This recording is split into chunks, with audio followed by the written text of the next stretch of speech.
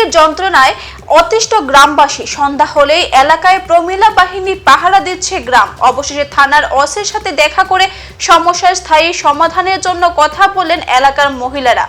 ঘটনা উত্তর ত্রিপুরা জেলার কদমতলা থানাধীন বাঘন গ্রাম পঞ্চায়েতে। জানা গেছে, বাঘন গ্রাম পঞ্চায়েতের ৬ নম্বর ওয়ার্ডের বাসিন্দা রাজু মালাকার দীর্ঘদিন যাবৎ তার বাড়িতে অবৈধভাবে বিলেতি মদ বিক্রি করে আসছে। সন্ধ্যা গনিয়ে আসলে ওই এলাকা নেশাখোরদের দখলে চলে যায়। তাছাড়া নষ্ট হয়ে পড়েছে গ্রামীণ পরিবেশ।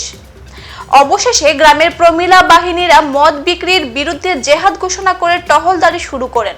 রবি মালাকার নামের এক মহিলা অভিযোগ করে বলেন, রাজু মালাকার তার আপন ভাই, কিন্তু তার যন্ত্রণায় অতিষ্ঠ গোটা গ্রাম। সে অত্যন্ত চতুরতার সাথে মদ বিক্রি করে আসছে।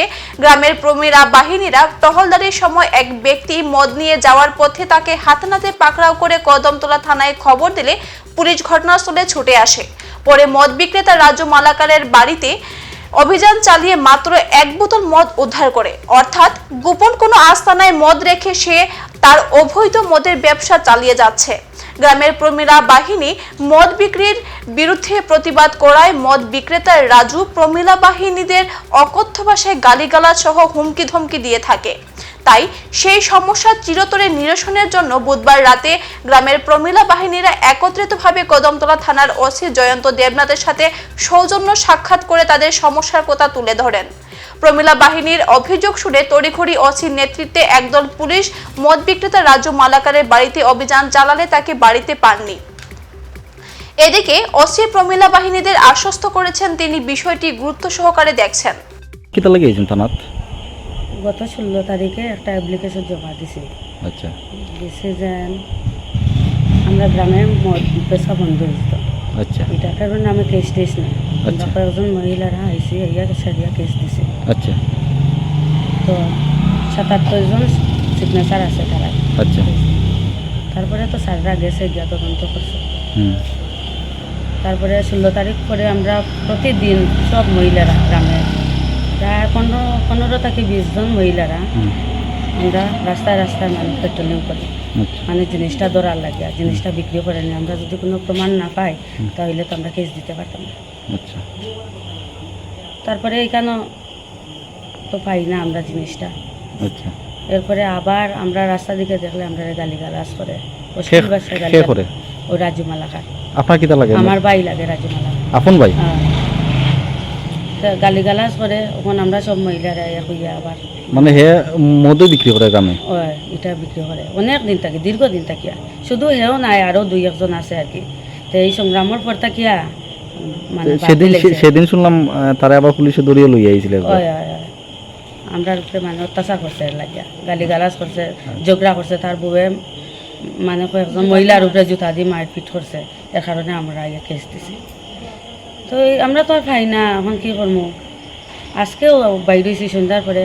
বাইরের পরে একজন মানুষ আর কি, রবীন্দ্র দাস, গাড়ি লইয়া আইছে। আবার পরে এখানে তারা বাড়ি ঢুকছে, আবার হে লইয়া আইছে দোকানের সামনে। আমরা কিচ্ছু কইছি না, কই গাড়ি লইয়া আইছে, অনেক জিনিসপত্র তো লইয়া আইতে পারে। এর কারণে আমরা কিচ্ছু কইছি না। না কই আর তখন রাত্রে 8:30টার মতো হয়ে যায়। কই যাই গিয়ে যার বাড়ি কইছে তো মোটামুটি একটা রাস্তাতে আসছি। তখন ওদিক থেকে আমার বাড়ির পাশেও আর কি রিপন মালাকার সম্পর্কিত আমার পাশের বাড়ি আমার দেওয়ার লাগে আর কি। তো সেইখানে থ্রুভাবে আটিয়া আর কি। তখন আমার দিদি, তারপরে ও মামি তারা জিজ্ঞাসা, আমিও জিজ্ঞাসা তুই কই যেতে। হে আমরা দেখে বই পাই গেছে। পাওয়ার পরে কইছে যেতাম রাজু মালাকারের বাড়ি। হ্যাঁ, এরপরে রাজু মালাকারের বাড়ি আইসে।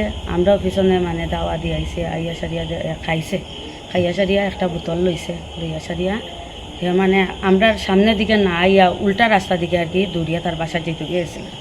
তখন আমরা দৌড়িয়া গিয়া মানে তার সামনা বেশি মেরিয়া সারিয়া তারে ধরছি। ধরার পরে মানে কইছি বোতল কই দে তুই খাইছ।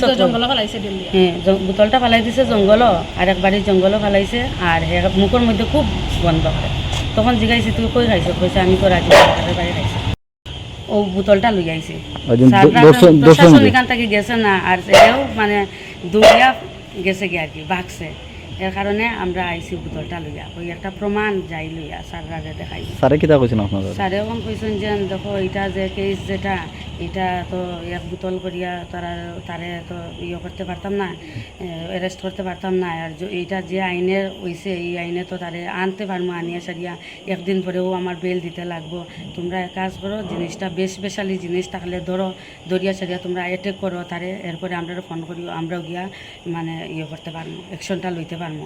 আর ওখানে বোতলের যেটা এটার উপরে অ্যাকশন লওয়া যাইতো না। স্যারে ভালো করে বুঝাইয়া দিছে।